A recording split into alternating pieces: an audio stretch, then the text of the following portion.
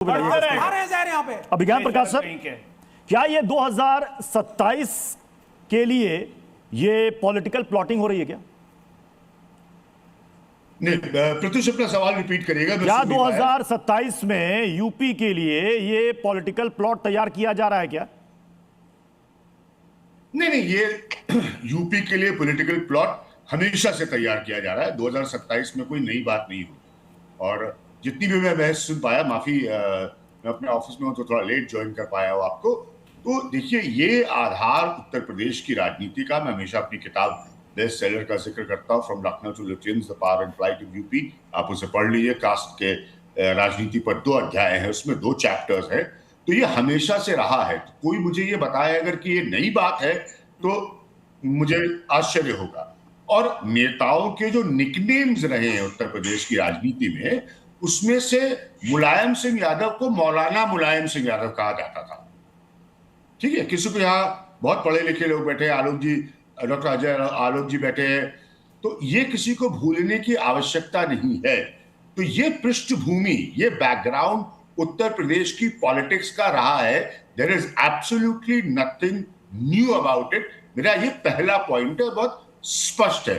तो कोई क्या बयान दे रहा है वो तो सोची समझी रणनीति के तहत दिया जाता है, जो क्या कहना चाह रहा है वो भी सोची समझी रणनीति के तहत होता है।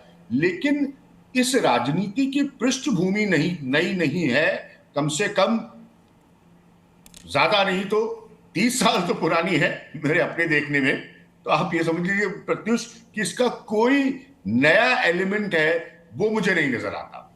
ठीक है, मैं और ऐसे बयान और आएंगे जी। चुनाव चालू नहीं हुआ, तो राजनीति शुरू हुई है, तो ऐसे बयान और आएंगे, अभी और आएंगे। AIMIM का मैं हाँ। नफीस अंसारी हमारे साथ जुड़े हुए। नफीस अंसारी, इस तरह के बयान से क्या मैसेज देने की कोशिश है? क्या मुस्लिम समुदाय को खुश करने की कोशिश है? क्या है ये? सर देखिए, सच्चाई को छुपाया नहीं जा सकता है कि विश्व में सबसे बेहतर और महान को कम्युनिटी तो वो हिंदू कम्युनिटी। और इसका सबूत यह है कि इस देश में हिंदू बहुसंख्यक है, फिर भी संविधान जिंदा है। डेमोक्रेसी ये साबित करता है कि हिंदू से बेहतर समाज नहीं। प्रॉब्लम यह है कि हमारे ही देश में कुछ लोग मर्यादा पुरुषोत्तम का नाम लेकर उत्पात मचा रहे हैं, ये आप भी जानते हैं। और हमने जो भी मर्यादा पुरुषोत्तम राम जी के बारे में जो पढ़ाई पढ़ी है, उन्होंने कभी गाय के नाम पर किसी की हत्या नहीं की, ना जात पात के नाम पर, और ना ही किसी ऐसे व्यक्ति की हत्या हुई कि उन्होंने श्री राम क्यों नहीं कहा। लेकिन इस देश में जो लोग श्री राम जी के नाम का यूज करके हत्या कर रहे हैं, हम उनको हिंदू नहीं मानते। उस पर सरकार को कार्रवाई करनी चाहिए। अगर उत्तर प्रदेश में किसी नेता ने वाकई में हिंदू समाज का अपमान किया है तो उस पर डिबेट क्यों हो रही है? कोर्ट को डिसाइड करने चाहिए। भारतीय जनता पार्टी की सरकार को चुल्लू में पानी में डूब मरना चाहिए, उनको जेल भेजिए। कोर्ट डिसाइड करेगा कि कोई बयान जहरीला है या नहीं है। बीजेपी या हम और आप मिलकर डिसाइड नहीं करेंगे। एक वक्त था जब संसद में खड़ा होकर मोदी जी ने कहा था कि अखिलेश यादव कभी कभी हमारी मदद करते हैं। उत्तर प्रदेश का इलेक्शन आने वाला है। पेपर लीक का मुद्दा, बेरोजगारी का मुद्दा, महंगाई का मुद्दा, पलायन का मुद्दा है। लेकिन अखिलेश यादव का अगर कोई नेता हिंदू समाज के बारे में कुछ बात कर रहा है तो ये दिखाता है कि बीजेपी की मदद कौन कर रहा है। उत्तर प्रदेश का मुद्दा भटकाने की कोशिश चल रही है और उत्तर प्रदेश का विकास सरकारी तो कौन भटकाने की कोशिश कर रहा है? नफीस, बीजेपी